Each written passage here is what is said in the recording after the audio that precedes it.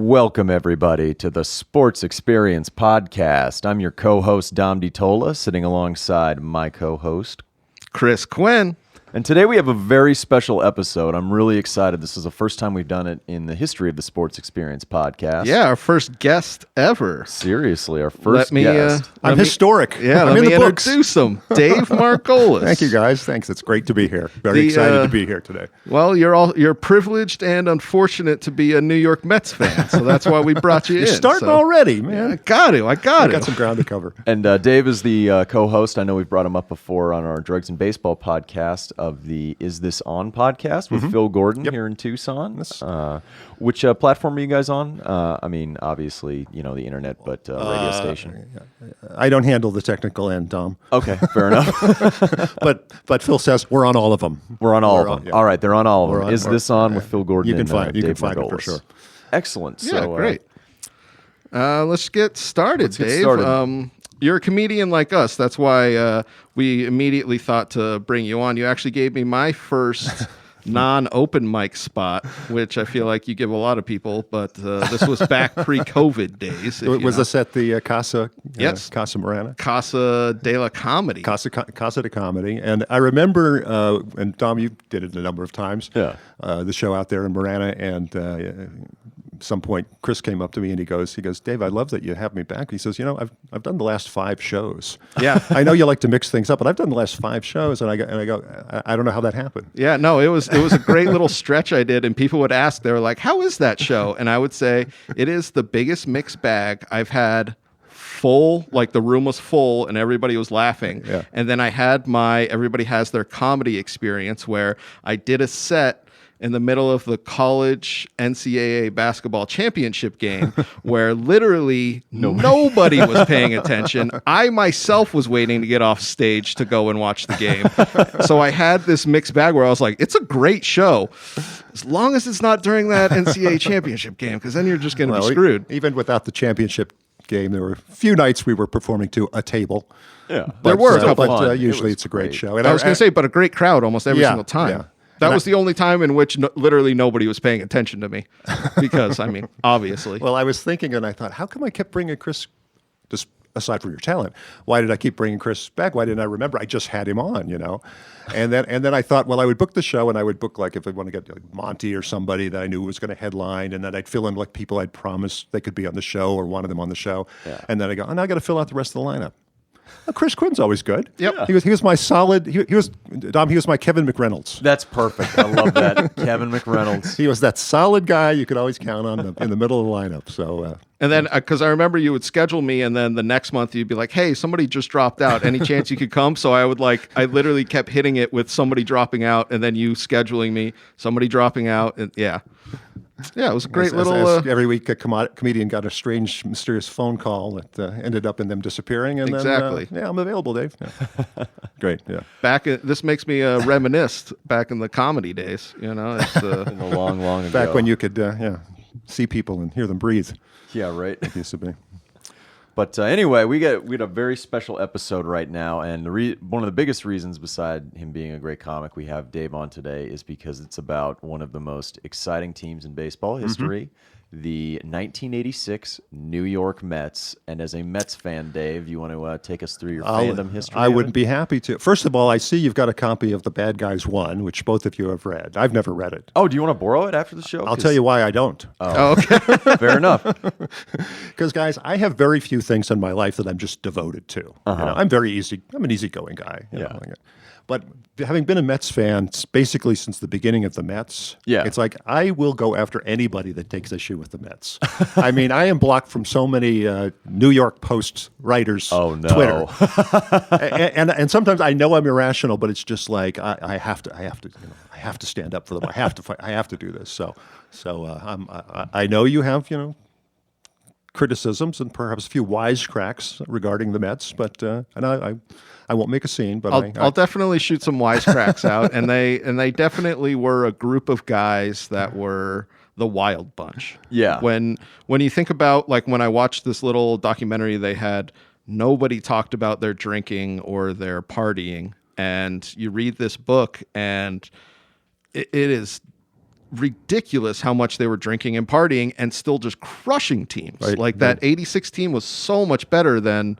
Well, that's what greenies are for, Chris. Yes, and we'll get into that. Well, would they have won more games if they weren't partiers, or was that part of? I think that was part of their swagger. Yes, exactly. Yeah. Yes, that was definitely part of their swagger because they would literally, they were like, we're going to come into town, beat your team, drink all the beer, have sex with all the women, and then we're going to leave. And it was like, okay. Like, and they did that pretty much overnight. Like, just a marauding horde that rolled into every National League city and said, "You're on notice." Yes.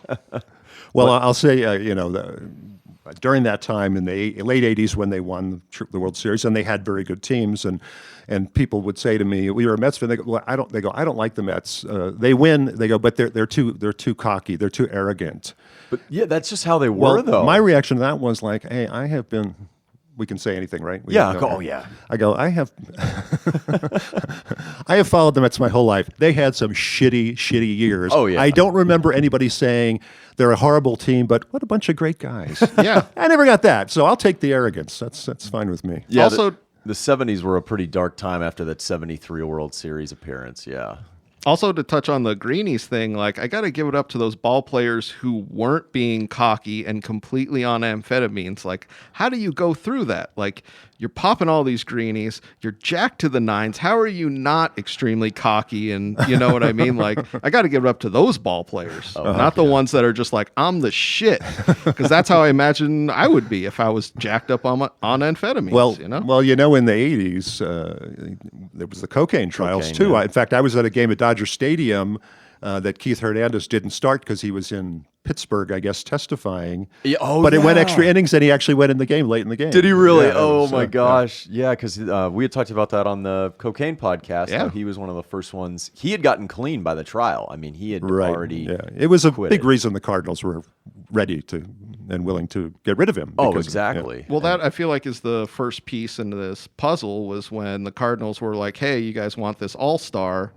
And the Mets were like, yes. We're the worst team in the 1983, league at this point. And that's what Keith said. He talked to his agent about retiring, which I thought was kind of ridiculous. But he said, do I have enough money to retire now so I don't have to play for the Mets? He went to New York and He hated playing there in the NL East, the old NL East. Yeah. And I forget which player took him around town to be like, this is New York, man. Like, you're going to love it here. And he was like, after that, I was like, I'm here. Like, this is my It town. was most likely Rusty Staub. They were Yeah, very it good was, friends. Rusty Staub Yeah. and Frank Cashen took him out. Yeah. And Frank Cashen is kind of the guy I want to talk about first because he's All the right. architect of all of this. Because, Dave, as you obviously remember, the 70s were kind of a dark time for the Mets. You've said that like 5 times, and it's really hurting. I am sorry. I but am not have over to, the Seaver trade, Dom. I have to reiterate that they traded Hall of Fame pitcher Tom Seaver, Right. who I'm sure we'll bring back in this episode once we get to the World Series, as he was a member of the Red Sox. Sure. But Frank Cashen comes from Baltimore, and he was a great front office guy, identifier of talent for those Oriole Way teams of the 60s and 70s who probably could have won more than 2 World Series, but didn't end up pulling them out. But Cashen comes to New York, and he has kind of a blank slate. And in 1980, with the first pick in the draft, this is kind of when it really starts kicking off, and they start really accumulating all of the talent that you see on this team. They have the first pick, and they take Darryl Strawberry. And Darryl Strawberry, for those of you who don't know, what could have been is one of the things a lot of people talk about because they called him the Black Ted Williams. 6'6", long arms, lanky frame, power. I mean, Beautiful swing. Beautiful swing. Oh, God. Ultimate 5-tool player out of Crenshaw High School in L.A. Right. They had a really good team. I think Chris Brown, who used to play for the Giants and Padres, was on that team. They were Eric absolutely loaded. Davis. Eric Davis, Yeah. Yeah, they had a lot of budding talent there. And they get Strawberry, and he starts rocketing through the minor leagues. But in addition to Strawberry, they're also going out and finding some later round type of gems, some like scrappers, like a Wally Backman who played second base platooning, Lenny Dykstra, who was a very, very interesting person to say the least. And they start building this farm system up so they can also not only have talent on the field, but also acquire some really talented veteran players on the free agent market. In that stretch of years, if you want to put together what might have been all-star team, they got Dwight Gooden. Exactly. Around 82, 82, 83, something like that. Yeah. Yeah, it was crazy. And much like Strawberry, he had a very short minor league career because of how dominant he was. I think he maybe pitched a few games at AAA after starting in Single A.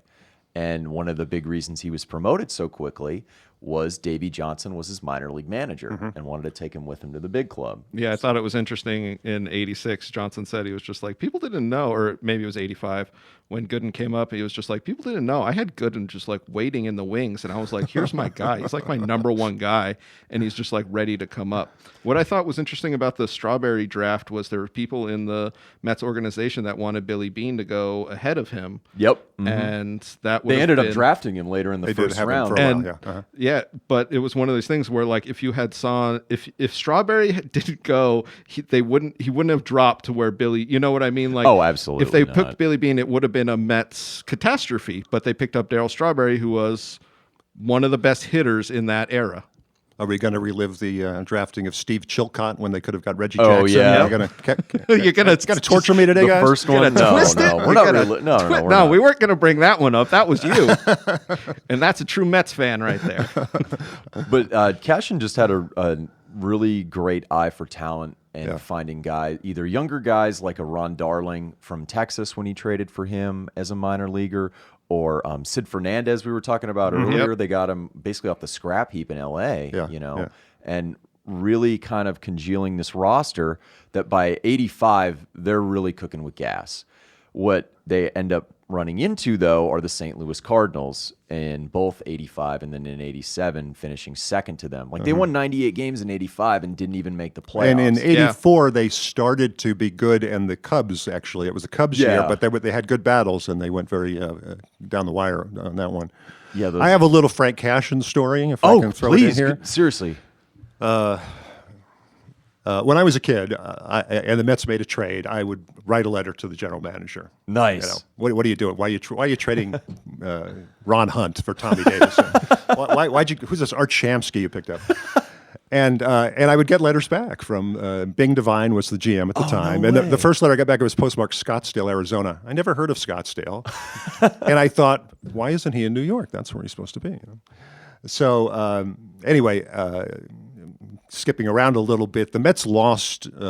The Mets had traded Seaver in 77. Yes. They got him back in 83.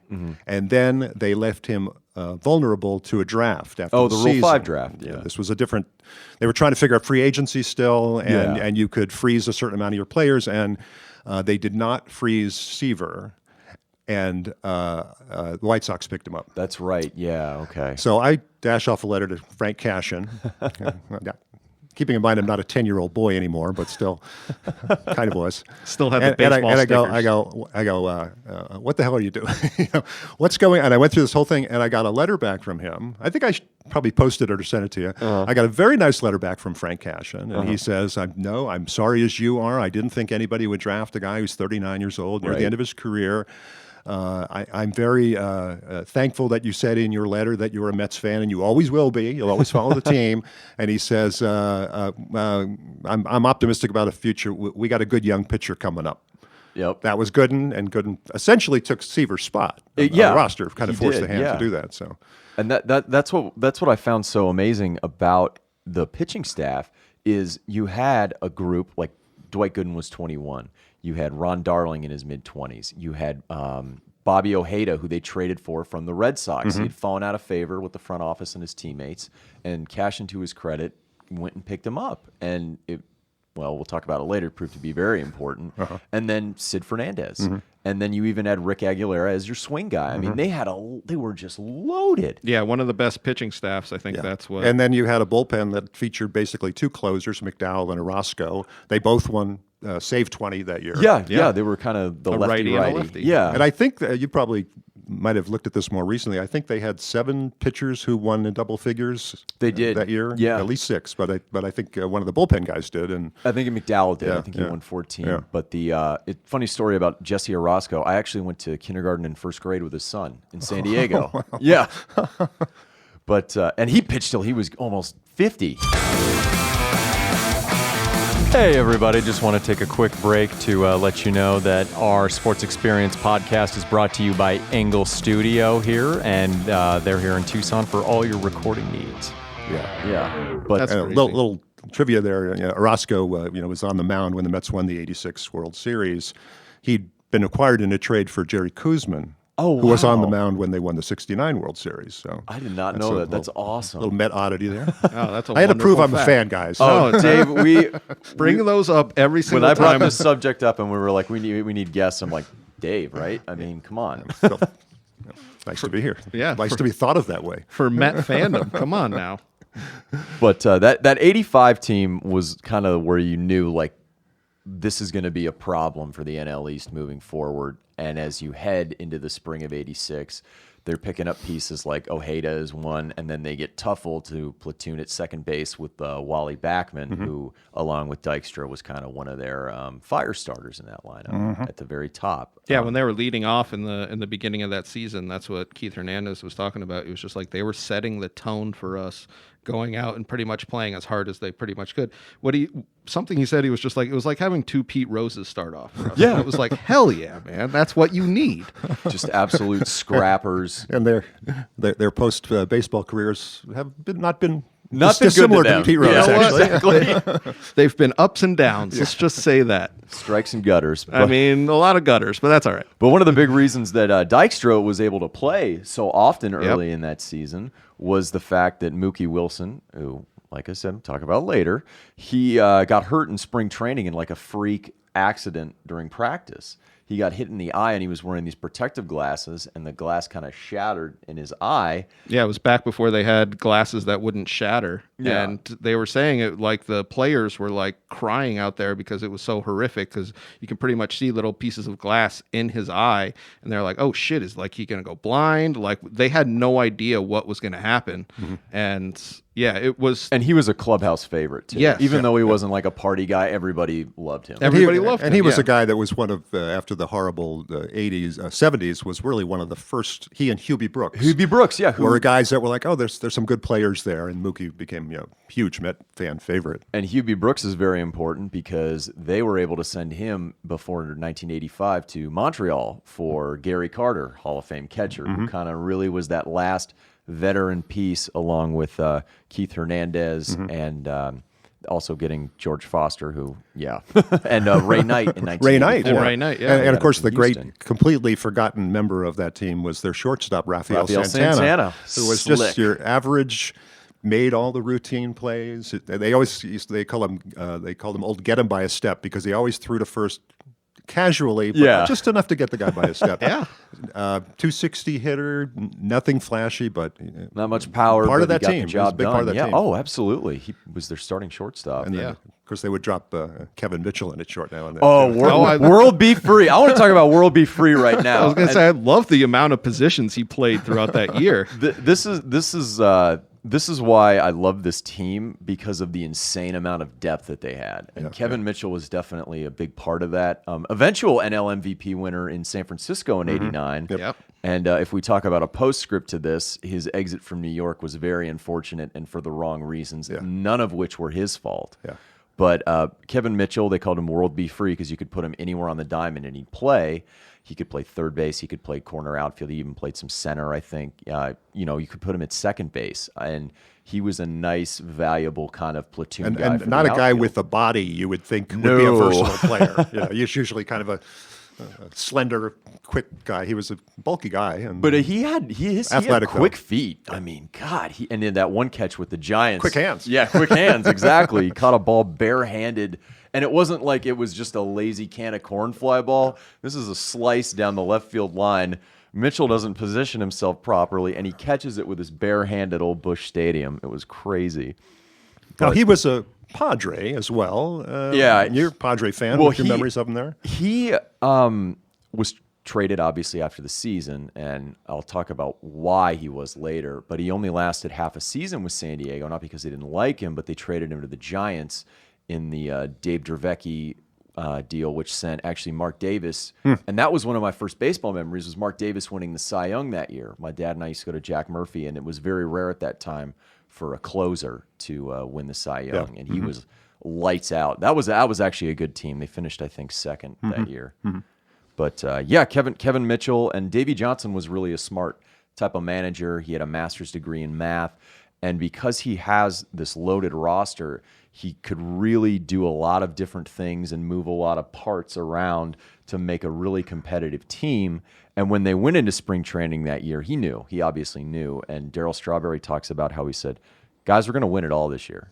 Like, they had that cockiness and that swagger we were talking about His earlier. famous line was, I expect us to dominate. Yeah, that was it. Not That was just it, win, yeah. but win by a lot. Yeah. And he was a very, very early user of statistical analysis and kind of poked fun at early on for being a computer guy, but, Well, look how at the that game went. now.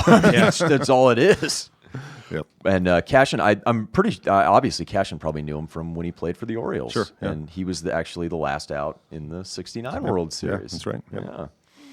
But, Yeah, it's interesting how all these little baseball webs get tied together, but that's how, I mean, he saw that he was going to be a great manager, and the only take back, and we'll get into this, is he kind of let them do whatever they wanted outside of the diamond, if that makes sense. Like, the partying was getting out of control, and But he's a former player, and Exactly. that's the whole code of it all. Right, Like, right, show up to the game. That's Show all up you to gotta the do. game. That I was don't his give a attitude, shit. was if they're producing, I don't care what they're yes, doing. Yeah. But which was, I feel like, his only drawback, Yeah. but maybe not a drawback. Obviously, they might not have been as successful if he didn't, if he put the reins on some of these guys. Because I felt like with the stories, you're like, man, how is the manager just kind of letting them do whatever the hell they want? And then they're talking about him, and he's just like, well, he's about 3-4 vodkas deep at this point, so he really isn't really caring, And it's like, all right, fuck it,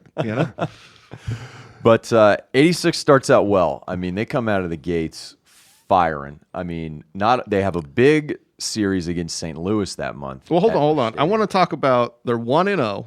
Yeah. They win their first game, and I want to ask you about this, Dave. They go out and they record an album. Yes. So they win one game, and they pretty much go out and they're like, record this album like, we're the best in baseball, and what are you gonna do? And that's pretty much how it sounds. So it's like the way that the clubhouse felt, because I can't even imagine them going out and recording this without being like, no, we are going to kick the shit out of everybody this year. And the Mets originally didn't back it. So like they released this album. The Mets were like, no, we're not going to sell it in Shea Stadium. And throughout the year of them just dominating, they're like, okay, we will sell this. What is it? Get mesmerized. Mesmerized. Yeah. And let's go Mets. And that is like in the pantheon of the most camp value 80s sports raps or like music things ever. Well, if you listen to it, none of them can follow a beat. So they're No. obviously now, are you talking about the music video, the Let's Go Mets Let's Go one? Met- yeah. That has all these people that were big then, and you're kind of trying to figure out who they are. Exactly, And yeah. Yes. I mean, there's some like Howard Stern, I think, is in it, but there's other people that's just Ed like Koch is in it, I remember. It's seeing just him. a weird collection of. Yeah, they're trying to get a bunch of New York people. They're like, remember this guy? He's from New York, New York. And it's like, it's Well, you're right, it's they so had campy. They had the teamwork to make the dream work. Yes. There you go. Yes. There you go. I've watched it a couple times, guys. But this is actually an interesting time in the mid 80s though for that city, because after the late 70s, early 80s, where the Yankees were so dominant, the Mets kind of became New York's baseball team because they were that good. They had that kind of cockiness and swagger that you love seeing in a New York team, and the fans just embraced them. I mean, they were just beloved in that city. They really took They took New York by storm, and I feel like a lot of those other East Coast kind of areas where baseball was hot and they didn't really have a team that they would be like, oh, I love this team, like you would like a Met or a Red Sox, or you know what I mean, those areas. But the album coming out was such a, for me, it was almost like they were like in a drug haze, and they were just like, we're the best. One game into the season, we're the best. And then they proceeded to show that they were. They won 107 more after that. Yeah, so. exactly. That their regular season, they were just the thing that I keep reiterating was they were partying and kicking the shit out of teams. Not just they were fighting them too. So it was Right. they were the wild bunch. Yeah. when that first, I mean, to end that first month of April, not only are you getting a lead on the Cardinals, you win 11 in a row to end the month. Weren't they like 13-3 or something? Didn't they sweep the Cardinals? Yeah, they swept them at Busch, and after that, Whitey Herzog basically said that's the best team in baseball. The Cardinals manager. I mean, and it really carried over throughout the entire season because, like I said before, you had a great starting staff. Between those guys, they won 76 games alone from their starting rotation, their top 4 starters, and just completely kicked the crap out of every NL East team. I think the only team in the National League that they had a sub 500 record against that year were the Phillies, who finished second, but also finished 21 and a half games out of first place. Yeah, that's such a ridiculous statistic for the Mets. But like we were saying, in 85, they had a great team that just missed out on the playoffs, and then they really put in this I don't even know if he was a veteran at that point, but this catcher that really put the pieces together, and I imagine made this pitching staff one of the best pitching staffs out there. Yeah, having Gary Carter handle a young staff is always a good thing. Yeah. But I think in 85 they won. I think they won 98 and finished behind the Cardinals. But they had series against the Cardinals near the end of the 85 season. Were some of the best games, most dramatic, intense games. Because they didn't close them out until the very end. Yeah. Well, I want to talk about the intensity of baseball back then compared to now. Do you feel like the amphetamine juices that were flowing through these guys, because when they would dive into bases, they would do it wholeheartedly, and now I feel like guys just kind of slide into bases. It's hard to. Well, there's certainly I don't know.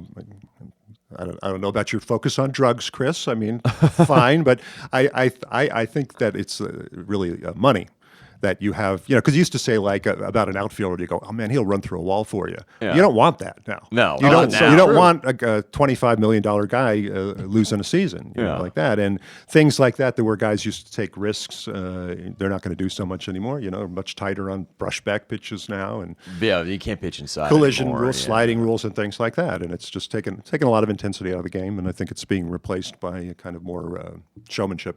Days. That's very true. Yeah. I don't remember ever seeing a Mets game where Dykstra and Backman left with a clean uniform. No, ever. Usually the first inning. Usually the first inning. Yeah. But like I wanted to get back to just like you had said about Davey Johnson. I expect you to dominate. So I went back and I looked at some stats on this season for this team. They were first in runs per game, second overall in runs allowed as far as fewest. They were first in on-base percentage, first in slugging, first in OPS, first in batting average, first in walks. And it leads to the whole thing. You get on base, you're going to score runs, and that's exactly what they did. And they had the pitching staff to just hold it down. Yeah. Well, they had such a balance. They had the Strawberry and Carter with the power, Hernandez high average hitter. They had, if not like big base stealers, a lot of scrappy base runners and smart base running, and like we say, rock solid rotation. I thought it was a very well built team. I thought it was interesting. They were talking about Hernandez going into a slump in the summer of that year, and they were like, and then the rest of the guys picked it up because they were really a team that kind of came together in this year, and you could see that like Hernandez and these other guys were the pieces that they needed because. You get a team of a bunch of good guys, and they don't necessarily play for each other. And you could tell these Mets were playing for each other and really ready to win a World Series. I mean, like if you watch I think those when games, you've held a teammate's hair while he's puking, there's a closeness that develops. Closeness, yes, exactly. It's almost like a slumber party closeness that they had. But it's crazy because, you have Mookie coming back around midseason, and then you have Mitchell off the bench. You have Tuffle coming in to face lefties. Then you have Danny Heap coming off the bench as a pinch hitter a lot of the times and playing some corner outfield for you. I mean, there wasn't an easy out really in the lineup until you started to get to maybe like Santana and whoever's pitching, Right. Yeah, and you there are so many different ways that they could beat you, and that's exactly what they did. And they had a lot of interesting off-field things happen to them, though. Yeah, I thought it was interesting because they had this atmosphere in the clubhouse where they could kind of talk shit with each other and it not be... Guys wouldn't get super offended. And you could tell that that's not the way it is for some clubhouses. Like, the thing that stuck with me was Darryl Strawberry literally talking shit to Davey Johnson about starting Lenny Dykstra over Mookie. Yeah. And he's just like, I can't even imagine a player doing that in a clubhouse that didn't have this like camaraderie, you know? Yeah, and, yeah. The openness It would of cause it all. dissension The in openness, other places, yeah. And I bet partying kind of had something to do with that, because they would literally get sloshed all the time, but they would also fight other teams all the time. I feel like I keep They had bringing that up. 4 on-field brawls that year for Yes. the Mets. The instance that I'm thinking of, well, 2 of them, one in Houston and the other one against the Reds. But let's bring up the Houston one, because I think it happened first. Well, I was You go, Go, Dave. seriously. I was just going to say, when we're getting to the playoffs, is that the Mets always had kind of this parallel course with Houston. Yeah, they were that expansion year. teams at the same time. That's right, Colt 45s. The Colt 45s, and then when our president was murdered in the streets of Texas, maybe we shouldn't name a team after a gun. Yep. And they were the Colts, and then they were the Astros. The early teams, they were expansion teams. They weren't very good, but they were much better than the Mets. They had young players. Joe Morgan played for them. Jimmy Wynn, Rusty Staub. Yep. And so the Mets stocked their team with people over the hill, Exactly. Hodges, Duke Snyder, guys like that, who the fans loved, but they were not a good team. So the Astros were always somebody the Mets were always kind of looking up to, even though Yep. the Astros weren't that good. There was a very famous incident during the '69 season, if you remember about this, before they really started rolling. That was the miracle year. Yeah. Where it was a doubleheader in Houston, and a ball was hit in the outfield, and Cleon Jones was running it down. Cleon Jones was the star. He had 340 that year. Gil Hodges was the manager. Very well respected. Oh, yeah. Considered he was a Marine. Old very Brooklyn tough guy. Dodger, I mean, through and through. He walked out to left field, and the players on the infield were terrified. Why is he coming out here? And he walked out to left field, and you never see this, and he said to Cleon, "Are you okay?" And Cleon says, "Oh, my legs." And Gil says, "You come with me." And he pulled him out of the game. They walked all the way across the diamond. And many players on that team say that changed things, because we realized he wouldn't take less than 100% from anybody, even the star of the team. That's amazing. And it made a big difference. So that happened in Houston, and then of course the infamous Barberall? 4-player arrest in Houston. I just want to say the name of this establishment, Cooter's Executive Lounge. I mean, God bless you, Texas, for having these wonderful, wonderful names. I thought it was interesting because Cooter's Executive Lounge let athletes drink free. Yeah. And that's why they would go, and then regular patrons would grow resentful. And a lot of shit would be started with, especially out-of-town athletes. And so I thought it was interesting because it was Tim Tuffle, Bob Ojeda, Ron Darling, who got thrown through a plate glass window, and Rick Aguilera, and they ran into some trouble. and at this bar. Daryl Strawberry was there in the beginning of the night, which I thought, you look at Daryl coming from more of like a rough and tumble background, and he was just like, yeah, I went there and it was just like, this place isn't right. Like, I'm going to leave. And everyone was just like, nah, let's party. And then you see what happens. I think they were celebrating Tuffle's having son. a baby, right? Yeah, Okay, he just had a son. And Tuffle wasn't like a partier that much. Very and quiet guy. Just got out of control there. And that also stoked the Houston rivalry, because that year Houston was the NL's West's best team. They had kind of Had some great pitching over there. Oh, that's some very great pitching. But a month before that, because this happened July 20th, 1986. Actually, no. It happened a little bit later. On the 22nd, they're playing in Cincinnati at Riverfront Stadium. And during the game, because Cincinnati's pretty much out of it this season. They're in that kind of Pete Rose string of managerial seasons where they finish second in the NL West every year. And Eric Davis, which we brought up before, took a very hard slide into third base with Ray Knight, former Red, Pete Rose's replacement, actually, for Cincinnati back in '79. He takes exception to this, and the fracas breaks out. It's quite a incident, because he slides in hard. They say something like, yeah, and then the Met player and him just start swinging for the fences. It's not like fighting nowadays. No. Well, Knight was also a former Golden Glove. Yeah, in his youth, so he could throw a punch. There you go. Yeah. And you could tell. Boxer, yeah. And what was it? Everyone was afraid because Kevin Mitchell, much like Strawberry, even though he grew up in San Diego as opposed to L.A., came from a very gang related. He wasn't in any gangs, but I mean, he came from a very rough background, and they were like, Mitchell's going to kill somebody. They were all freaked out about that. And he could fight with the best of them. In a couple of years before, Mitchell got into a fight with Strawberry. Yeah. He had no idea who he was, and he really kicked the shit out of him. And then somebody was like, "Oh, that's Darryl Strawberry." And I was like, "Ah, shit, I'm out of here. Like, I'm cut." And they kept him around because he was such a great teammate. But it just kept happening is that they would just, poke people too much with their cockiness and arrogance. Like they got into a fight with the Dodgers. I mean, throughout the league, they were despised and they didn't care because they knew they were going to win. Like they were set course right to get to Yeah, the I would World say, Series. guys, I'm only a baseball fan. I really don't have any knowledge of other sports. But I'm sure that you follow other sports. There's some season where you have your team, and it's the perfect combination. Yeah. Where and this is how it was with the Mets that year. You felt like they were going to win every day. You always felt like they would be coming through, and they did most of the time. I was going to say they won 2 out of 3 games. I mean, even a little bit more, and that's got to be so exciting for going through this era of them being bad because you're a fan no matter what, but then they just start dominating all the time, and the pitching is so good that you love watching every single game. 108 wins. Yeah. That's just incredible. After basically 30 years of suffering with the Mets having occasional high points. Yeah. Like the 86 season wins. was like, I was like in hospice. It was like, all I'm doing is feeling good. And just, I'm fine. This is great. Yeah, it's great year. Please take me to the World Series. Yeah.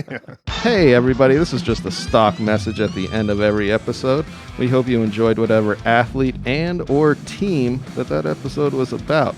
Just want to say, give us a quick follow on all social media. We have a YouTube channel, the Sports Experience Podcast, and we're on Instagram, DiTolla Dominic, and myself, C. Quinn Comedy. So give us a follow all around. We're always recording right here at Engle Studio. Thank you all very much.